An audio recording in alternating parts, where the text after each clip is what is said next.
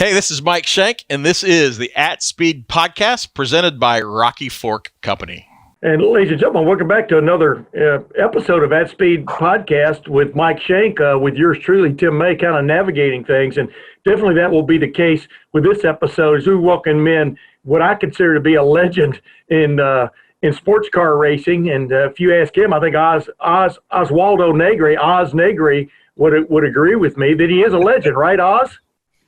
I'm legend here in my house. Yeah. There you go. I was going to say back in the day, if I'd been covering you guys a little more close, I would have given you the nickname Wizard of Oz, but that's another story. But Oz, thanks for coming on, my man. And, during this COVID-19 pandemic sort of shutdown for racing, a lot of people have been, kind of champing at the bit for everything to return. But, the reason we brought you on is because you were part and parcel to the rise of Mike Shank Racing to what it is today. Now it's Meyer Shank Racing, and who knows if it'd been that if you hadn't come along. But just give us a capsule of how you met Mike Shank long ago, years ago.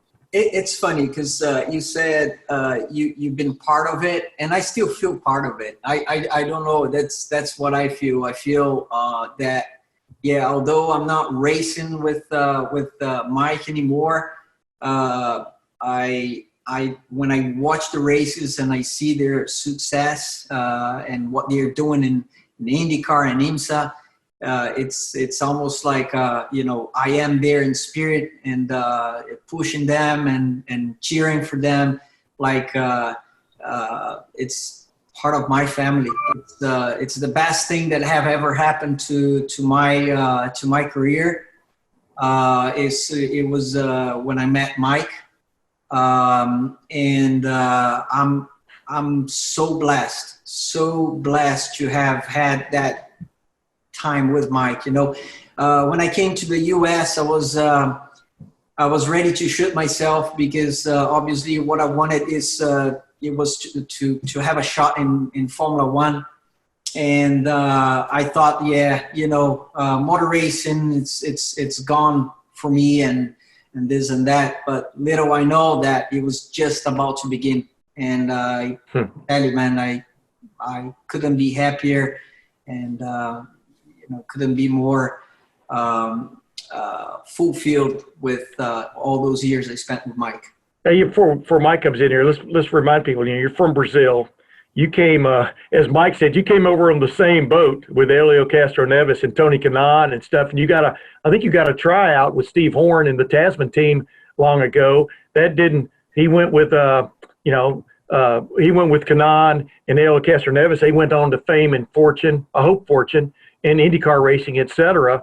But, you grew up, I think your idol, or at least the guy you emulated, was Emerson Fittipaldi. Of course, you had Ayrton Senna sitting there too, who'd be a good guy to.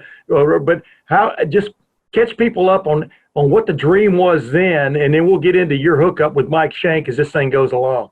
Okay, so I'm gonna tell you the story how I started racing first. Obviously, young kid watching Emerson Fittipaldi in Formula One. I used to go to school early in the morning. I was about 8 years old, and my mom had the worst time waking me up. Mom and dad used to work from Monday to Saturday. Sunday was their day off. So I used to watch Formula One. And then one day I woke up super early on Sunday, and I put the TV on, and there was a go-kart race. And from then on, every Sunday, I would wake up by myself, super early, put TV on max volume to watch the go-kart race. And my dad, used to come in the room and go like, "Are you crazy? It's the only time we have, only day that we have to sleep in a little longer." And I go like, "Dad, you don't understand. That's what I want to do." And he goes like, yeah, but it takes money. I go like, "What do you mean? You work." What a 8-year-old knows about it, right? So he goes like, "Yeah, but it takes a lot of money, and I don't have that money." I go, and him to shut me down, he goes like, "Okay, so if one day I win in a lottery, I will I will buy you one and we go racing. I go like, you swear to me? And he goes like, yes. So I started praying that day. 2 weeks later, my dad won the lotto in Brazil, and that's how I started racing, right? So, and that, watching Emerson, succeed, and then Emerson going with the Brazilian Formula One team, and then Nelson Piquet coming in, Ayrton Senna coming in, it was just like, okay, this is what I want to do, and this is definitely what I want to do. And which if you ask an 8-year-old what they want to be in life, some of them don't even have an idea, but I for sure that's what I wanted to do, and I went in head first. Yeah. It's funny, Mike, that's what I want to bring you in on. I mean, there are a lot of guys, I'm not saying it's a huge number, but there are a lot of guys who have that dream, and finances, hookups, whatever, don't quite work out for them, and they don't get to move on. They don't get to make a living being a race car driver. And as we pointed out, I mean, Oz was part of that little group that kind of came over, Brazilians that discovered IndyCar racing was a way to go. And then he didn't get to go that route. What hooked you up with him? What did you see in him that told you he could be part of your team and maybe help take it to the heights? This goes way back. This goes back a little bit. In 2003, I was at Toronto with a young kid in a Formula Renault car, and a common friend to him and I brought him through our our trailer one day, and we just said hello. And I went on to go on with my life, and he was coaching a lot, and he was also the official test driver and driver coach for the Barber Dodge series, Skip Barber Dodge series, which is a great job to have, right? Yeah. And he's met tons of people through that. And we kind of stayed in touch somehow. I don't remember exactly how. In 2003 and 4, our group, the MSR group, decided to go Daytona prototype racing and switch from open wheel racing to sports car racing. Okay. We made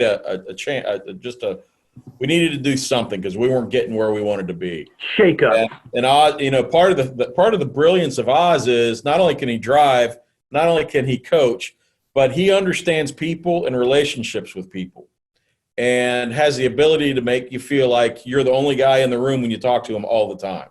And I think that quality made his network expand out like this. So in sports car racing, when you have 2 drivers, he would put deals together to get these things to happen financially, and then he'd create an opportunity for him to drive race cars for a living, which he did with me for 14 years.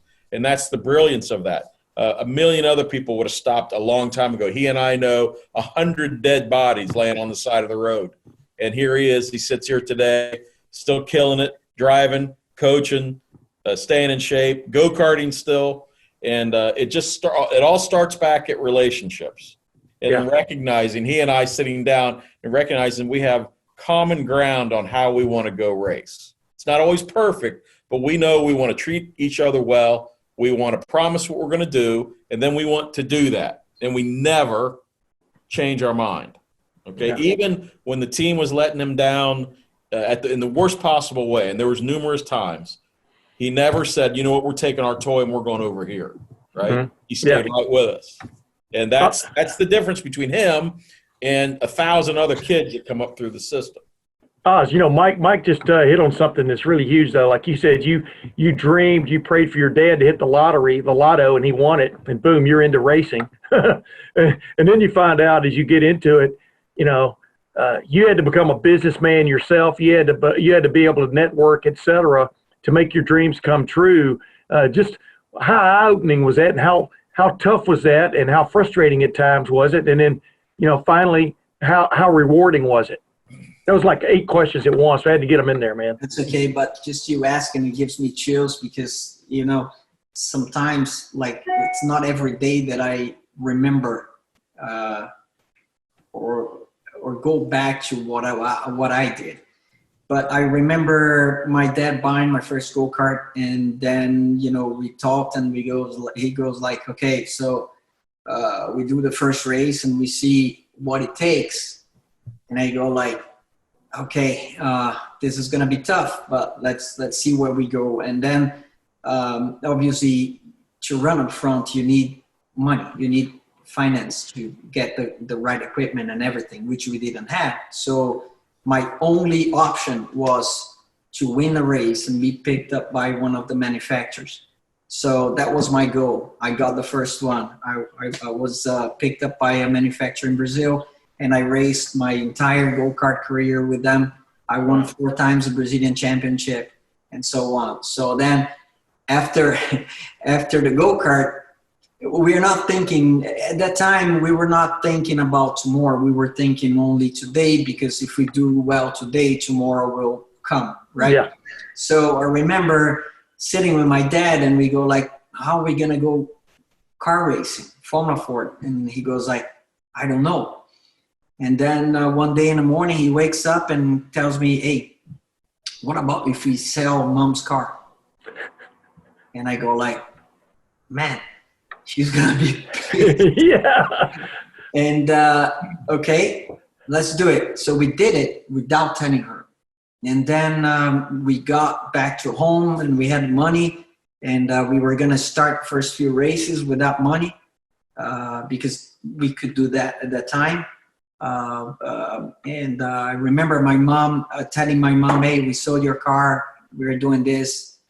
And my mom looked at me and goes like, you better make the most out of this, or I'm going to really rip your butt apart. So I go like, okay.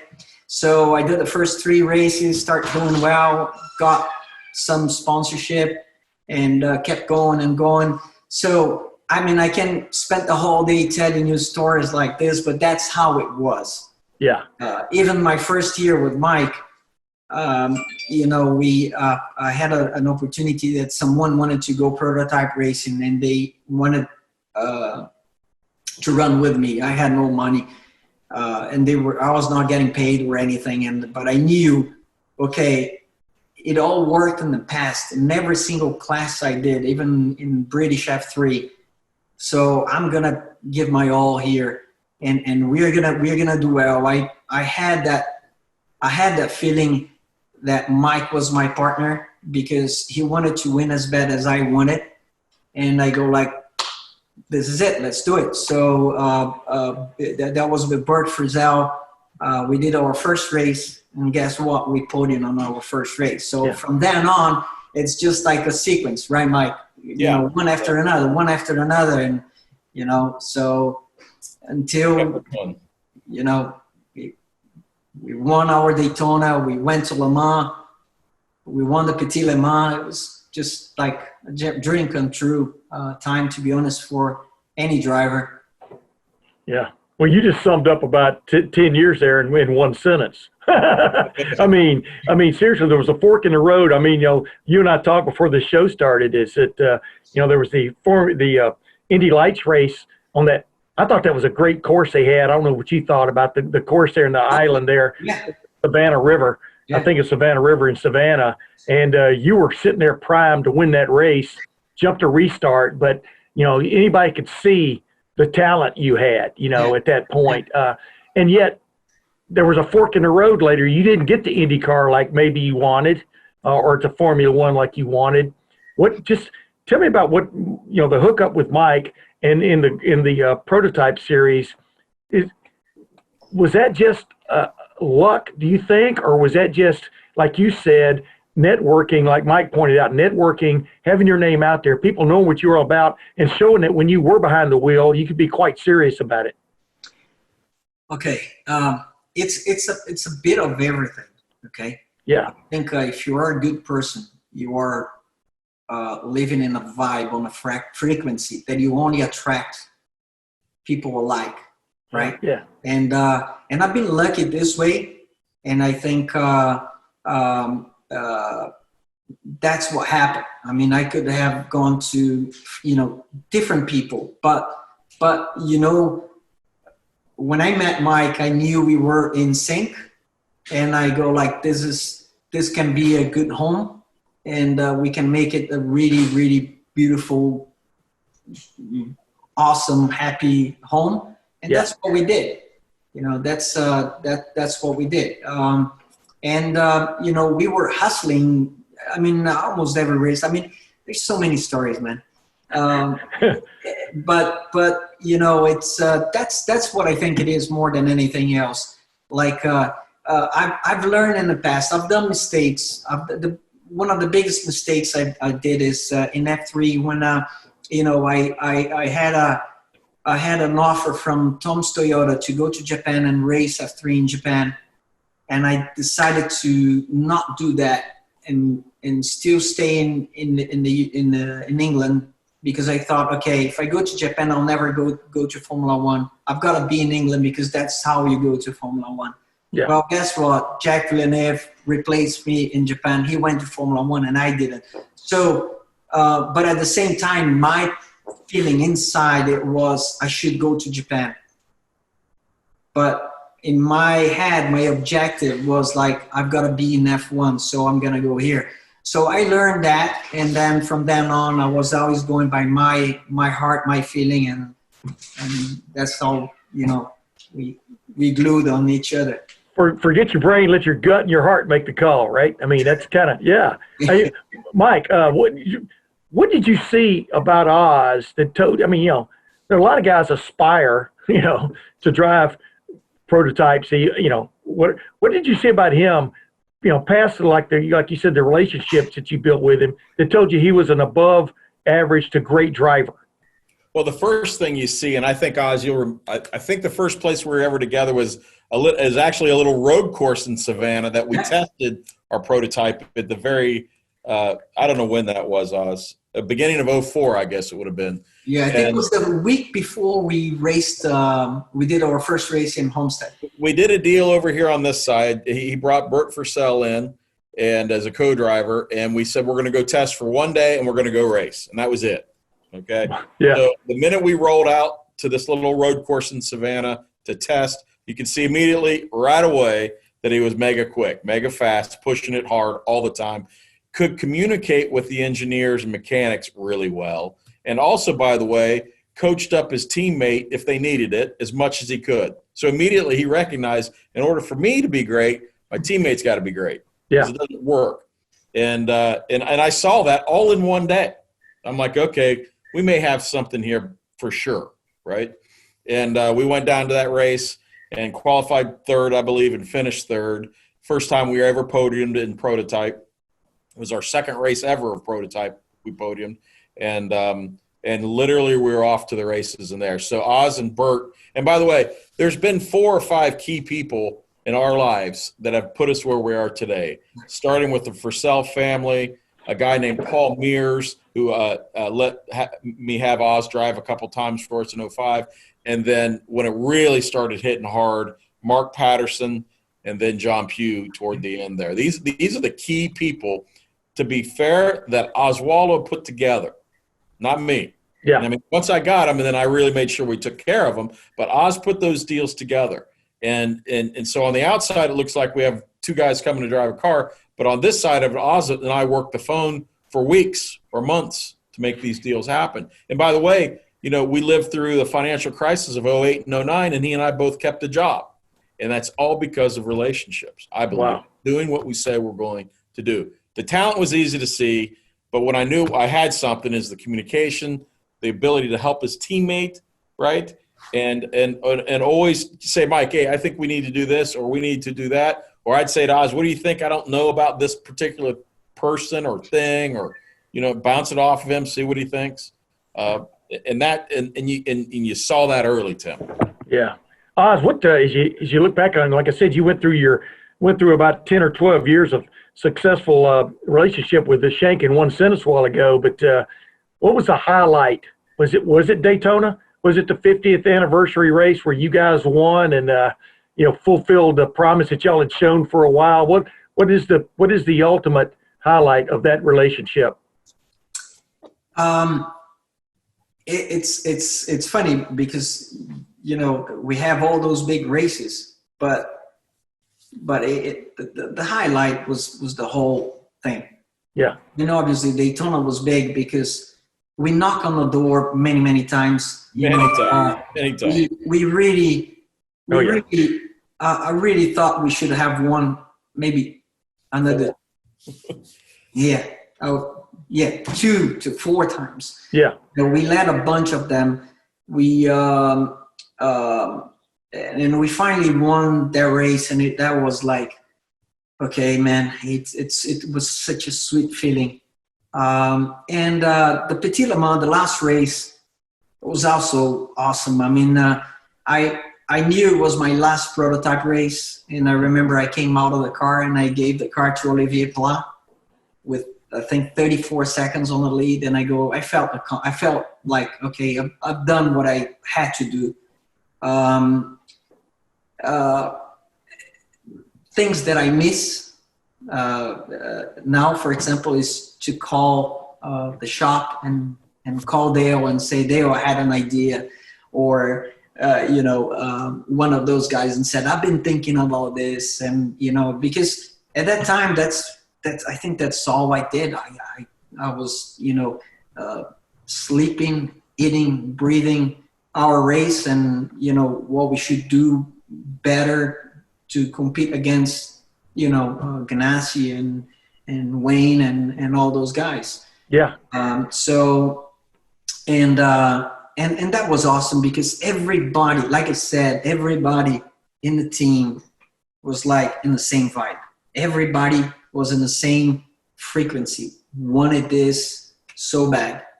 And we kicked ass, man.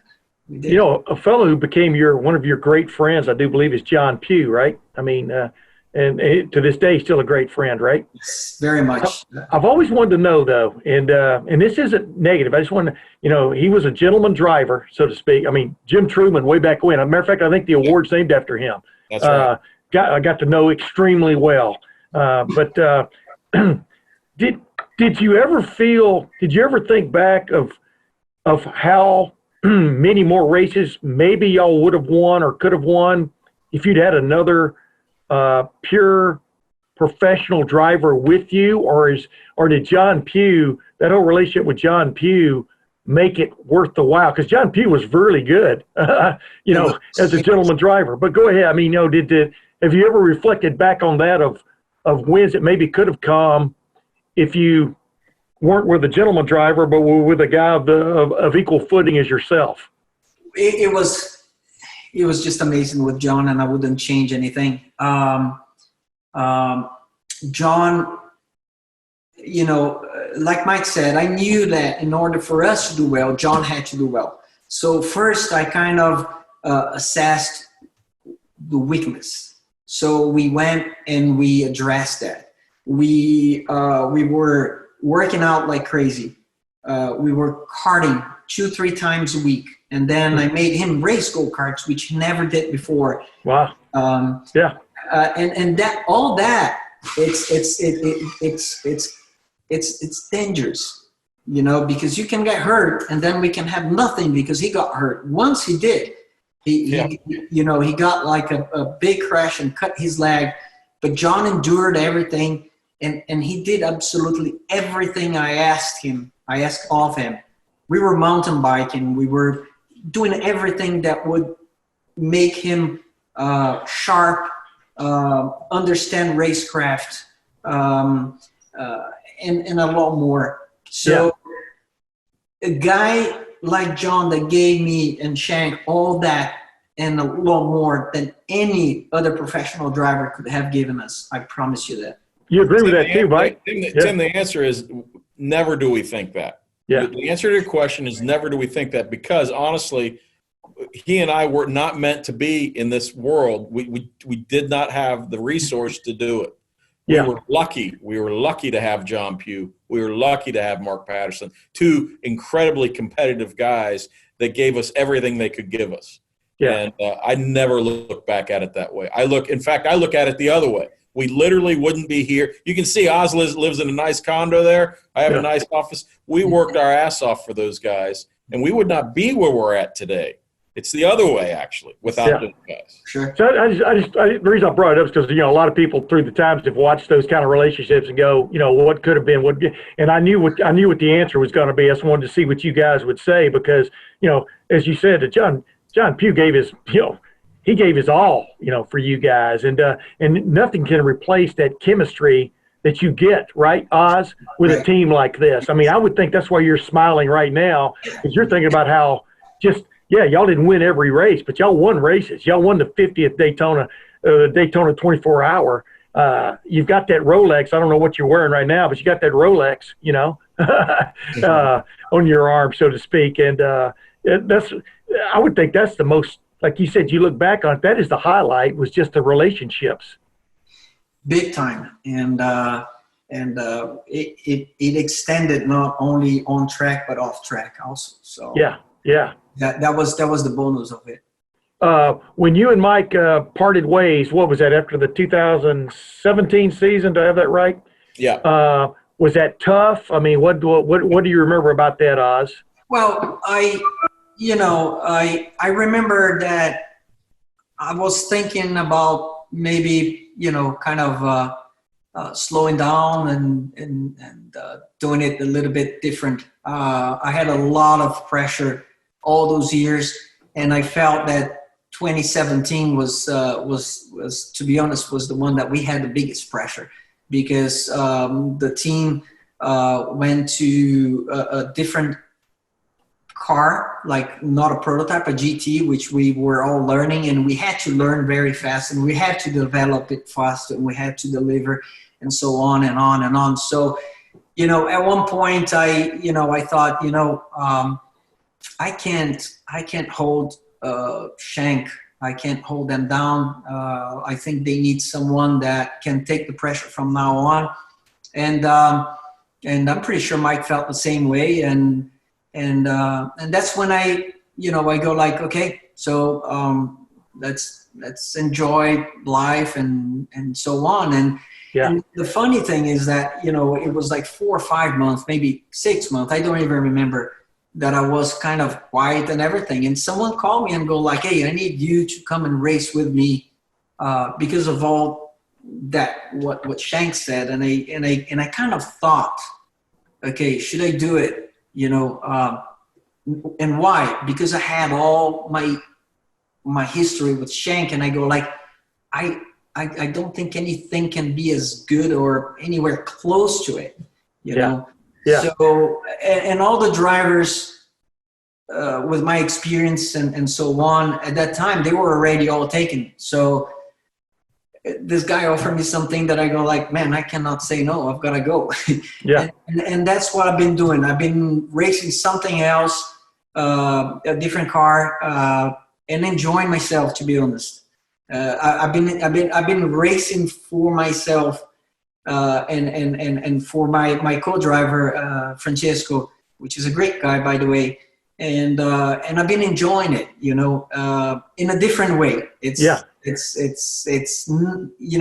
hard to explain, but now I've been doing it for what I love, which is driving. Hey, had you driven at Le Mans before you and Mike went over there? No. No. What was it like? I chronicled Mike's wide-eyed giddiness, finally getting to race at Le Mans, but giddiness, you know what I'm talking about. I mean, just, wow, one of the legendary tracks, How many people had put a car on the track at Daytona, Indianapolis, and Le Mans? I would think it's still a short list. Right. What was it like for you as a driver to get, I know you had a shunt there at one point in the practice stuff, but which may taint your memory a little bit, but what was it like to be able to drive there on that track and that legendary race, et cetera, compare it to like Daytona? Yeah, it's different. The first time I drove Le Mans with Shank, it was like a strange and difficult situation because of the crash. I was 100% afraid after the crash, and I remember I said, I've got to be honest and open about it. And I told Mike, I said, Mike, I am afraid of this thing because of this, and that. Yeah, well, let me interrupt people. You literally are going into a turn, if I remember correctly. I forgot the name of the turn. But basically, you hit the brakes, and the left brakes worked, but the right brakes didn't, or at least it jerked you. I don't even know exactly. We don't even know exactly what happened. Yeah. We don't know. There's no, there was not many pieces left in the car, but Yeah. But it just happened. It's something that I felt like I was the passenger in the car, and we were worried about it. And then we start thinking about a few events in the past, and we, had our idea of what could have happened. But I remember Mike saying, really saying, "Us, I don't want you to worry. I'm gonna change everything in the car. I'm gonna change every single nut and bolt in the car before the race." And I go like, and like I said in the past, when Mike says something, you can be at ease that it's gonna happen. And from then on, it was okay. I had an idea of how to approach their race. I had spoken to Alan McNeish and a bunch of guys that actually came to me after my crash and said, "Hey, this is not that easy and that simple. You really have to work your mind and work your head." And I think that was one of the hardest things that I had ever had to do in racing, was to put my mind back, to go back and race. And and I told myself, okay, this is gonna be my pace for the whole race, and this is what I'm gonna do, and I'm gonna do the race, and that's what I did. We actually did pretty well. Our car, our Ligier Honda was the quickest Ligier Honda of all. Our first time there. After the race was done, I was like, I don't know if I wanted to come back here, right? That was on my head, if you tell me, let's go back to Daytona, I'll go back to Daytona now, right? Done it so many times, you can put me in a car in the, at the, it's Saturday, start of the race without any practice, and it will be fine. Yeah. But Le Mans, it's a little different. It takes a little bit more. So last year I went back to Le Mans. I went back to Le Mans on a support race for Le Mans, and I enjoyed it like crazy. I really did. I think that how the mind of a race car driver works. He took a little time out, forgot about a few things, went back there, and I enjoyed it like crazy. We have an entry this year. Hopefully we're gonna do it again for if it goes ahead.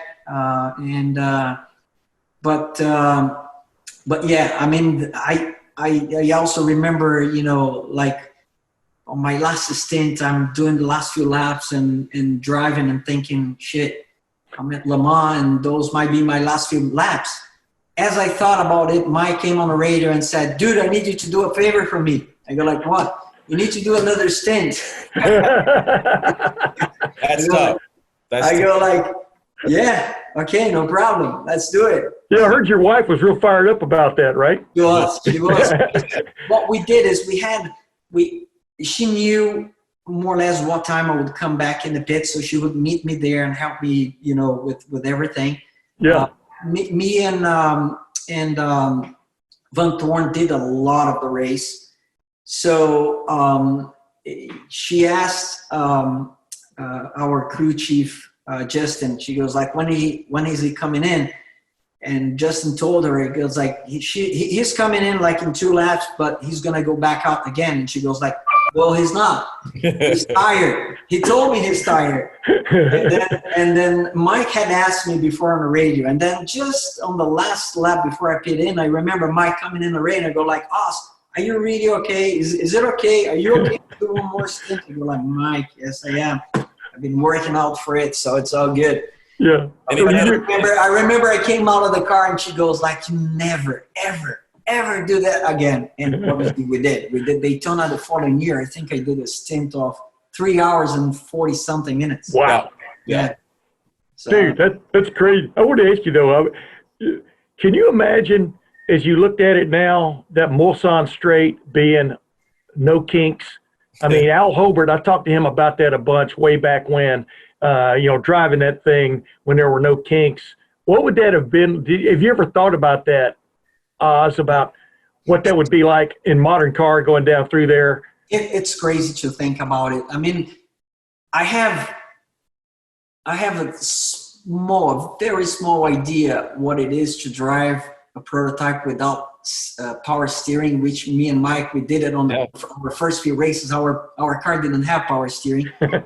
and that was a killer. And I imagine those guys back in the day driving without any of the stuff that we have nowadays, you know. The type of suit that we wear now, helmet, you know, carbon fiber helmet, you know, super light, and, you know, power steering and all that bunch of information we have on the dash, you know, and that much power that they had, it was just amazing. I remember watching a video footage of a start of Le Mans, and there was a camera right in the middle of the straight where all of them, you know, were just going by, zooming like crazy. That was awesome. Yeah.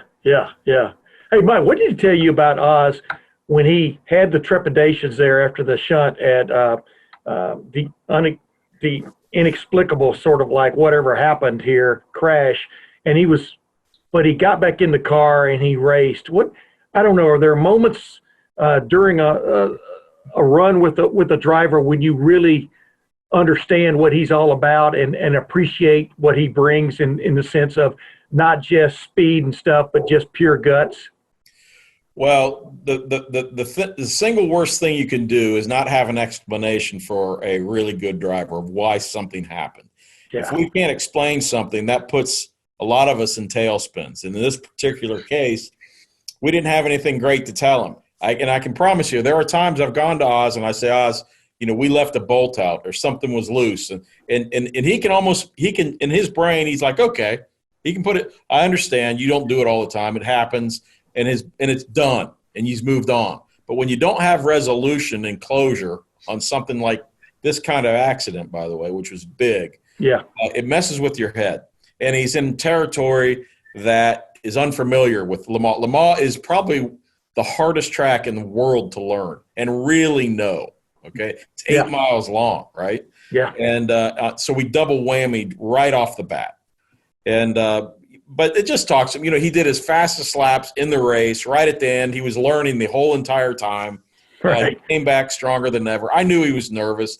I didn't know how nervous he was, but he did the job like I knew he would. And now that was in year 11 or 12 of our relationship, and there was no question that he was going to do everything he could to get his head right. And even if it meant not telling me something, right, just to make sure we got this done. And I got to tell you, if you ask John Pugh today, it was the single best experience of his racing life. He loved it. So if not, it wasn't my favorite necessarily. It was cool, and Oz may agree with me on that. It wasn't our favorite, but for John, it was his best. And for that, I'm eternally grateful. You know? Cool. Hey, Oz, explain, before you know, got just a couple more minutes here, but what does it take for a driver to get into a car that you have input on, but you don't work on, you don't put it together, you don't put the tire, the wheels on, etc. You're trusting 20 other guys to have done their job. What is that feeling like? And then to just go as fast as that thing will go. It's kind of like, I don't want to say it's like Chuck Yeager, in the X1, but what is that like to have that kind of trust that something's going to stay under you while you do your thing? For me, it was easy. I never had any problem with trusting my mechanics and my engineer. Some people try to, sometimes in different situations, Limo, for example, they try to blame one of our guys, and I was the first one to say, this is BS. This is not happening. Something else did in the car, not him. And I was sure. I was like 100% sure that I never ever got in the car with the time I was with Shank worried about anything falling off or breaking or never all 14 years. So it's very hard for me to explain it to you because all I had is the time and to focus on what I had to do to go quick and what I had to do to, help John and so on. Le Mans was difficult because I remember you had to do 10 laps to be eligible to race. So I did my 10 laps, and my 11th lap, it was when it happened.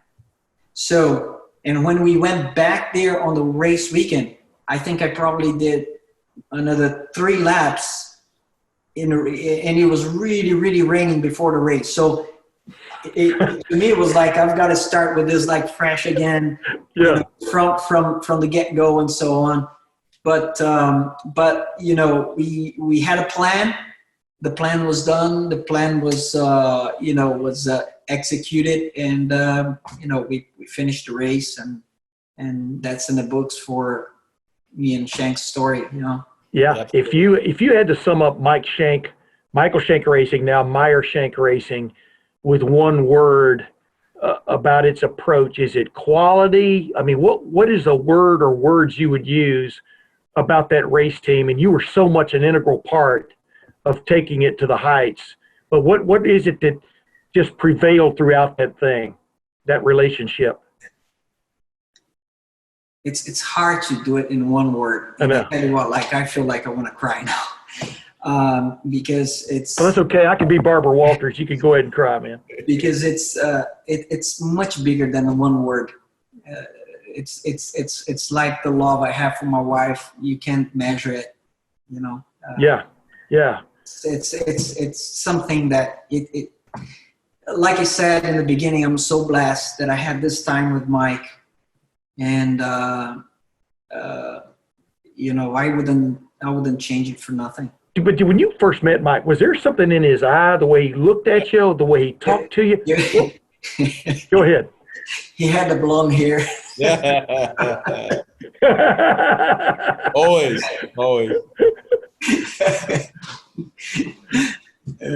Was that for effect, Mike? I mean, whatever, man. Always effect. Yeah. No Roger Penske's here, buddy. Yeah, exactly. Hey, well, this has been great. Oz, did we leave out anything, man, that you wanted to express about just your relationship with Mike in particular and the team in general? I asked you about the highlights and stuff like that, like you said, but what was it like to stand on that top podium on that 50th anniversary race at Daytona?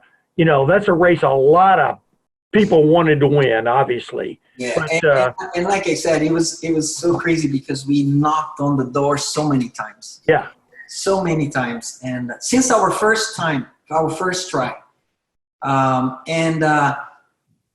man, it's like a fairy tale story for me, because I had great teammates. I had AJ, which I'm in touch with him. Even last night, we were talking about, our race and stuff. Justin and John, and the main thing is that we were there for one objective, which was to win the race with the team. And that's a problem when you go to a big race like that with drivers that want to compete against the driver in the car. So, it's just like I said, it's a perfect story.